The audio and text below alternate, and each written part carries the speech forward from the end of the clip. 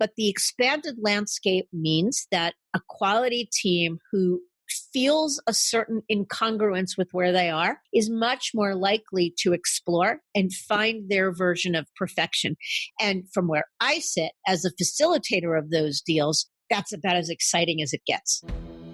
Welcome to the Fueling Deals Podcast, the podcast that teaches how to accelerate your business growth through all types of deals. It's time to fuel up, so buckle in with your host, Corey Kupfer. There are only two ways to grow your business: organically through sales, marketing, and providing great products and services, and inorganically through deals. Too many companies focus only on the first way, organic growth. Welcome to the podcast, which will help accelerate your business growth inorganically. My guests are a huge variety of deal makers and experts on all types of deals who have personal experience that can help you grow, get clear, learn best practices, and avoid mistakes. We discuss everything from large, complex mergers and acquisitions to smaller deals that you can do even without significant capital. My guest today is Mindy Diamond. Mindy is the founder, president, and CEO of Diamond Consultants. She's a consultant, recruiter, thought leader, coach, trainer, champ for personal growth, and a life of congruence. I love that last part of that headline of your bio, Mindy. Welcome to the show. Thank you. I'm honored to be here. Thanks very much. That's great. So, before we get into what you're doing now in Diamond Consultants and the types of deals that you do, I want to take you back. And when you were a little kid growing up, what did you want to be? Because my guess is it probably wasn't a recruiter, but maybe I'm wrong. Yeah, no. I wouldn't have even known, how to spell recruiter or what a recruiter was. Of course not. And, I've always said it's been such a wonderful career for me, but it's not even a major in college or something that's even on anybody's radar when you're in school. So I fell into it by accident. I'm not sure I ever really had any idea what I wanted to be.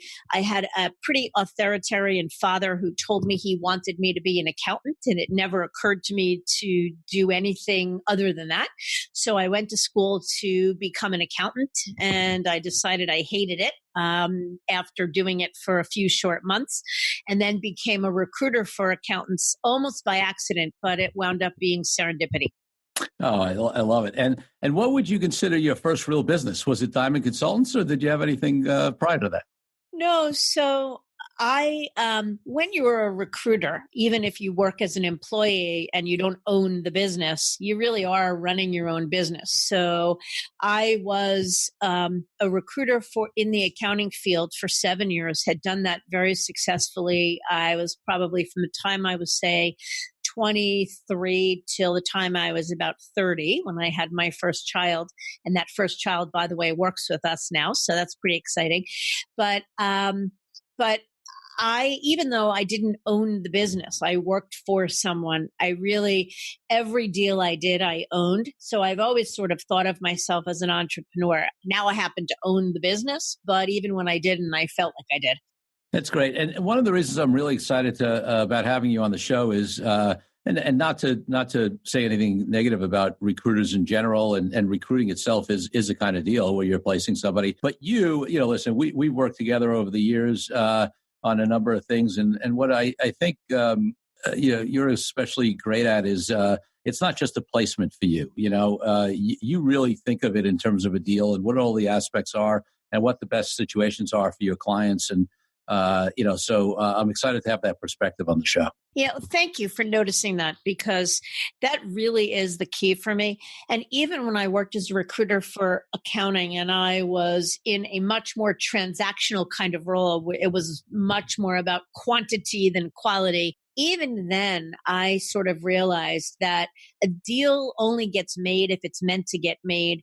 And it should never be about selling anybody into anything. It should be about understanding what's important to someone and helping them sort of figure out how to get it if it's meant to be. And I think that I'd like to think anyway that differentiates sort of my approach from many other more transactional focused recruiters in the field.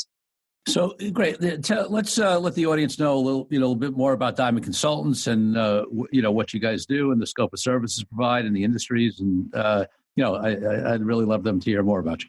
Sure. Thank you for asking. So, I am president of Diamond Consultants. We are an executive search and consulting firm based in Morristown, New Jersey, and New York City that works with financial advisors around the country, helping them to figure out how they want to live their business life. So, whether that be to practice at a Merrill Lynch or Morgan Stanley or something of the like, or one of the trends today is a lot of financial advisors going some version of independence. We are 14 people strong. I started the business literally on my bedroom floor 20 years ago, and it's really grown into something I'm incredibly proud of today. And we work with financial advisors of all shapes and sizes. Great. So in those kind of deals, and obviously when you're placing somebody at a wirehouse or an independent broker dealer versus supporting them to join an independent firm, those kind of deals look different, right? Some of them are employment deals. Some of them they're coming in as partners potentially, getting equity. So talk to me a little bit about the range of types of deals that you see and help advise clients on. Yeah, so it's really morphed in the last number of years. So when I started the business 20 years ago, probably 99% of the deals that I did was an advisor who was working at Merrill Lynch or Morgan Stanley at UBS who was looking to move to another equally big brokerage firm. But in the last decade or so, the industry landscape has expanded exponentially.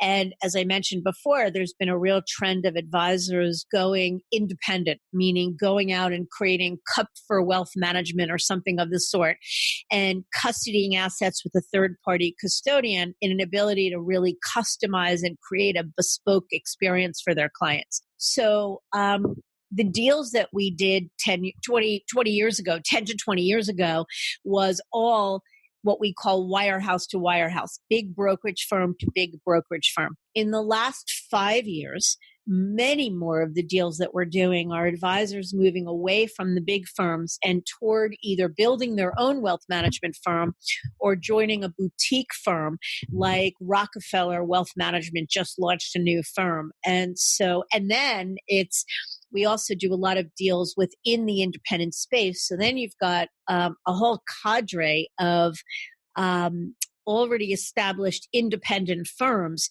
that need to solve for scale or succession or have hit some sort of limit in terms of capacity or capital. And so then we're doing a lot of the M&A deals within the space as well. That's great. So Mindy, in those various types of deals, right? Obviously, it's very different when somebody is joining an existing independent RIA firm, and they may be coming in as a hire, or they may be coming in as a partner. What do you see in those types of deals on the different structures, and what are the clients' concerns when they're thinking about making that kind of move? Well, if by client you mean our clients, the financial advisors. So what they're concerned about is one of the first things we always ask, probably the first question is talk to us about the things that motivate you, the drivers. And those drivers fall into combination of two categories, pushes and pulls. The pushes are what's frustrating you, what's pushing you out the door, what are the limitations, the things that are keeping you from being who and what you want to be and growing the way you want to. We tell people all the time that it's never good enough to make a move or do a deal just because of the pushes.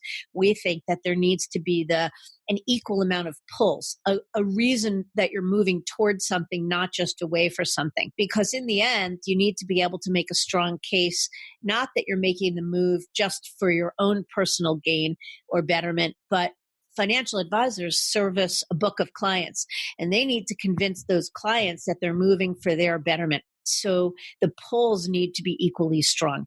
So once we often help an advisor to really clearly define what the drivers are, what are the motivations, the things you're looking to solve for, what are your 5 to 10 year goals, what do you need in terms of succession planning, how much capital or liquidity do you need up front, how important is growth, how confident are you in your pipeline and your historical growth, and a million other questions like that. And then I find that the solutions, sort of the appropriate opportunities, very easily and clearly manifest from there. Now, we have a good understanding of the waterfall of possibilities, and the waterfall of possibilities sort of easily comes into view, the short list of appropriate options for that advisor, once the more clearly he or she defines the list of drivers or objectives. Yeah, that really makes sense. And especially with, the firms that are doing one-offs, maybe not, but the firms that are real acquirers, certainly aggregators, or even firms that, you may not look at as aggregators, but firms that have done a number of deals, if they're doing it right, they have a model or, maybe a couple of variations on a model, but they have a clear way they do deals. They know who they're looking for. They know, how the deals are structured. And so it totally makes sense to me that if you get clarity from the advisor side on really what they're looking for, and on the pushes and the pulls, that it becomes, and you're great at knowing the landscape in the industry and what the potential companies that could bring these people in, whether it's an acquisition or hire or, equity partnership deal, you become very familiar with those models. It does become very clear on what the scope of options are that fit the criteria. Yeah. And, I think to take that one step further, there are no shortage of buyers in this industry. Everybody fancies themselves a buyer. To be able to, in our business, to be able to purchase an annuitized stream of revenue. So an advisor or a business whose business is mostly all fee-based is, the golden ticket, the home run, and everybody wants to buy them. So we get calls all the time from would-be buyers that would like to do a deal, that are looking to grow by acquisition. And when you begin to ask them, so what's your secret sauce? What is it that differentiates you from your competition? Said another way, why would or should an advisor or a business sell themselves to you? What is it you're going to do to help them get there faster, whatever their there is, or grow or hit their goals faster or better or more efficiently than somebody else?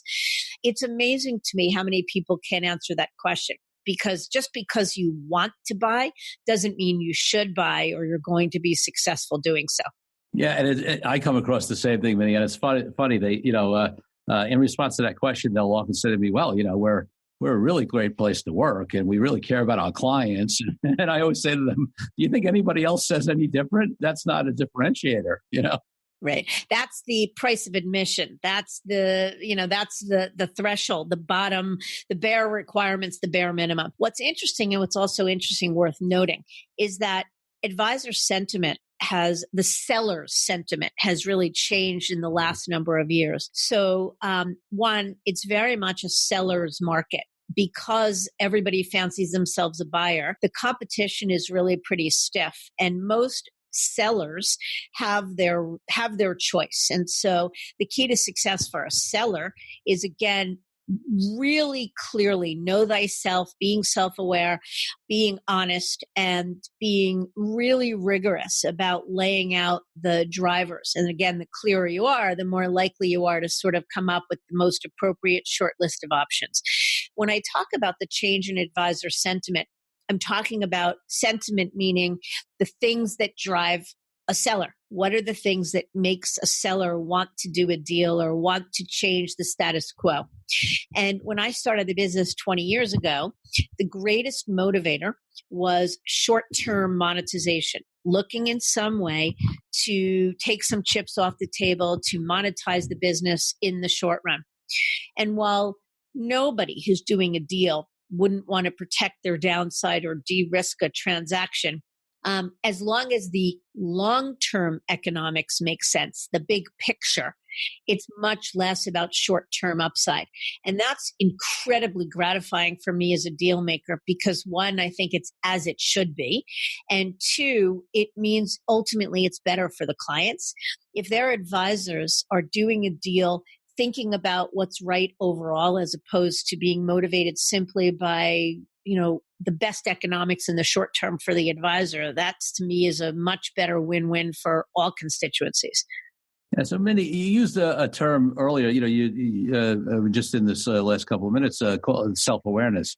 And, I'm a big believer in that as well. And I sort of tie that to that part of the your bio there, where I said I loved it as a champion for personal growth and a life of congruence. And then you also have this concept of best business life that you talk about. So I'd love you to expand on that and how that affects how you how you run your firm, but also how you work with the advisors and clients in helping them make these decisions. Yeah, I love that question because that's what I'm all about. So whether it be because I'm 56 and, sort of have come to view my own life a little differently than I might have 10, 15 years ago, or whether it be just because I've spent a lifetime professionally counseling people on how they want to live their business life, I think that while certainly the economics of a deal absolutely need to make sense, and if they don't, you're not going to do the deal. But you can never, look at any one aspect of a deal in a vacuum, including the economics. So said another way, no deal should ever be made simply because of the economics or only because of the economics. The economics should be one of the reasons why you choose to do a deal and who you choose to do it with. To me, a good deal should start with, or the motivations for the deal should start with, what floats my boat? Who am I and what am I about? What feels good to me? So in our world, if I'm talking to an advisor that works for Merrill Lynch and he talks to me about the fact that he's being pushed to sell bank products and his payout's been cut and he's expected to grow his business or do certain things, bring in certain banking referrals or do certain things for clients that he's doing not necessarily because he thinks it's in the best interest of the client, but more because if he doesn't do those things, he loses X amount of comp. That is the perfect example of incongruence, of where a potential seller or an advisor in my case, a candidate in my case, would look at a situation and say, is this situation really best serving me?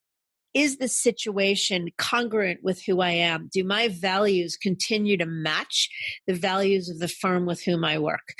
And we tell people all the time, as long as they match, that's great, because the path of least resistance in any situation is to stay the course. But unfortunately, and I can't speak to any other industry, but I can definitely talk about the wealth management industry, there's a whole lot of incongruence going on. An incongruence between what an advisor believes is right or best and what a firm may think is best. There's a whole lot of incongruence going on. And that's what I talk about a lot. Yeah, and it's one of the things I sort of alluded to this early in the podcast when I just talked about why I like working with you on the deals we've worked on together, but also why I view you as different than a lot of recruiters, because this is not a conversation that and listen, I don't want to there are other good people out there, but like in any business, it's easy for it to become transactional, right? Even on not only on the client side, meaning the advisor side, but on the recruiter side, where I place somebody, I get a fee, and the more people I place, the more fees I get. So to bring this conversation in a way that, frankly, I've seen it where with you, where you've advised people not to do a deal, where obviously you would get paid a commission if they did it because you didn't think it aligned properly with them. And I was always impressed by that. Oh, 100%. Because I believe what goes around comes around. I believe very strongly in karma. And I absolutely, it sounds corny, but believe I would always want to treat people the way I would expect them to treat me.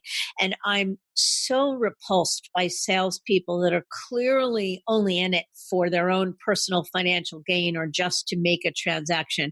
And I'll tell you that it's certainly easier for me to talk somebody out of a deal, or less challenging for me to talk somebody out of a deal now at 56 when I'm more mature and have been working for many years. But I even had that philosophy when I was 23 and certainly needed the money and was in a very different, financial space. And but I can't tell you how much good has come out of guiding people the right way, even when it meant I talked myself out of a fee, because almost all the time it winds up coming back, whether that person ultimately decides to move or work with me 10 years later, or they'll give me a referral, or just you noticed, you worked with me, you noticed, and you're very likely to say something nice about me. And that means the world to me in terms of my reputation, et cetera. So to me, it's the only way to do business. Yeah, you and I are very aligned on that, so that's great. So, what else are you seeing? I mean, listen, this area that you focus on, and I have a good portion of my practice, not exclusively, but I spend a lot of time in the wealth management space. Is really an interesting, evolving space. There's everything from just the trend to independence, which has been around for a while, to continuing technology, to all these different players that are coming into the space, to significant amounts of capital that are coming into the space in terms of private equity, and even some other players going public. New players in the space. You mentioned Rockefeller earlier, and they've come on really with a bang. I mean, they've recruited some phenomenal executives and done a number of deals pretty quickly. So I'd love to hear your perspective on some of these changes and what I view as a quickly maturing industry, and how that affects some of the things that you do, and some of the things that advisors should be looking out for. Yeah. So to say that, there's been a lot of change is an understatement. And what's interesting is all of the change has happened. If you think about the industry as a horizontal line, a continuum, if you will, all of the change has happened in the industry landscape that's from sort of the midline, the quasi-independent model, to full-on independence. It's where capital players have come in. It's where many wirehouse executives, longtime, bank brokerage leaders have moved to. It's where the puck is heading in terms of most advisor movement. It's where this ecosystem has built and expanded over the years. And so to me, that's incredibly exciting. And it means a couple of things. One, it means that as advisor sentiment changes, and the way it's changed is that advisors have come to really value freedom and control, probably more than anything.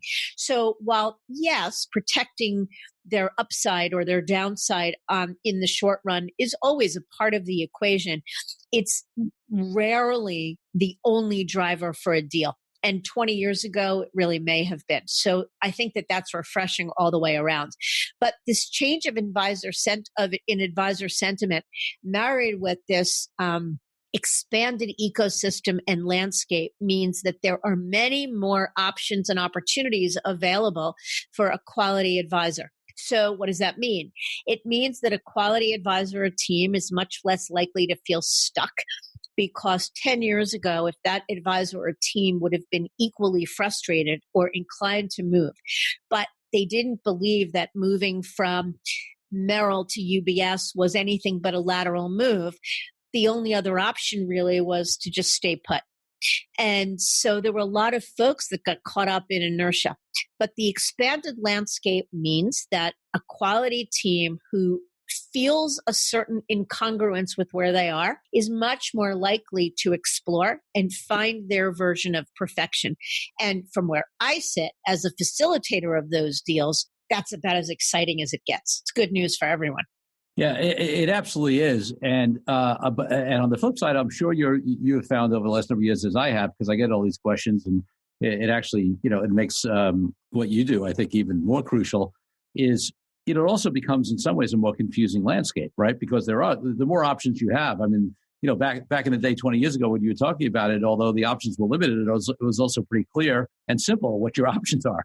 Now, there's all kinds of possibilities of what you can do, and I find there's, especially with advisors that haven't spent a lot of time figuring it out, there could be a lot of confusion. Now, I think the industry is getting more sophisticated, and people are seeing what other people are doing, and they're and they're learning it. But it makes it crucial for people like you who help sort through all the great different options. That could cause confusion for people because there's so many of them.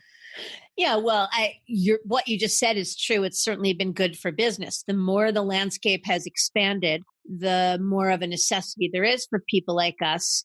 Certainly there are still do-it-yourselfers, and that's perfectly appropriate for someone who's really clear of where they want to go, and they know the manager who works at the firm they want to go to, and it's simple and easy. But yes, the expanded landscape and ecosystem and the amount of permutations and combinations that are possible that someone needs to explore. It's not just saying, oh, I want to be independent, so I'll call Schwab. It's, do I want to take on a service provider? Do I need a platform provider? Do I need a tech company? Do I need a consultant? I mean, there's 100 different things to think about, and that's all within our purview. So yes, good for business. But while yes, it can be overwhelming, and yes, our whole job is about simplifying that process, taking what can be very confusing and simplifying it. For me, it comes down to, from where I sit, the clearer someone is about what's driving the bus, the drivers, the motivating factors, the pushes and pulls, the less complicated or overwhelming it is to identify, one, if they should make a move, and then if they decide to move, where they should go. Our firm, we created a 20-question self-assessment, if you will, and I'd be happy to send it to anybody who asks for it. But this is a wonderful way. We have advisors that answer the questions, and they can either do it themselves or they do it with us. But it's 20 questions that are provocative questions that really help an advisor to define the pushes and pulls and what do I want to be when I grow up, and to really be able to sort of take what's a complicated and enormous solution set and bring it down to just a few options. Oh, that's great. That's great. So yeah, definitely reach out to me. Is that something you email to people, or is it an online tool, or? Okay. Yeah, email. If they email me or you email me, I'd be happy to get it to whoever wanted it. Oh, that's great. That's great. So any other last thoughts on deals, on tips, on do's and don'ts, things you've seen work, or mistakes people make? Oh, my God, unless you wanted to talk for the next couple of hours, and I don't think you do. I think that, to me, it's about congruence. And the more self-aware you are, the more likely you are to do the right deal. And